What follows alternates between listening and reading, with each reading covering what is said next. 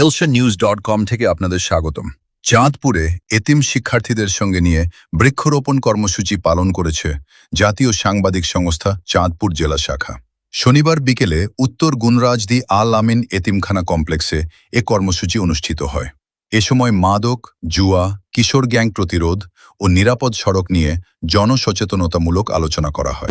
Campaign ছিল মাদক, জঙ্গিবাদ এবং কিশোর গ্যাং প্রতিরোধ কল্পে আমরা বিভিন্ন স্কুলে ক্যাম্পিং করেছি। পাশাপাশি আমরা বৃক্ষরোপণ কর্মসূচি গ্রহণ করেছি। আমরা সেই ধারাবাহিকতা আজকে চাঁদপুরের ঐতিহ্যবাহী আল আমিন এতিমখানা কমপ্লেক্স, যেটা আমাদের সাবেক এই 3 আসনের সংসদ সদস্য জনাব প্রফেসর মোহাম্মদ আব্দুল্লাহ স্যার এই আল আমিন এতিমখানা কমপ্লেক্স প্রতিষ্ঠা করেছেন। আজকে সেখানেই এতিমদেরকে নিয়ে আমরা এই বৃক্ষরোপণ পালন করলাম। সেখানে আমাদের সংগঠনের বিভিন্ন নেতৃবৃন্দ আছেন। আমরা এইভাবেই চাঁদপুরের জেলা বিভিন্ন জায়গায় আমরা বৃক্ষরোপণ করব। বিশেষ করে আজকের থেকে আমাদের কার্যক্রম শুরু হলো। ধারাবাহিকভাবে আমাদের বৃক্ষরোপণ কার্যক্রম অব্যাহত থাকবে।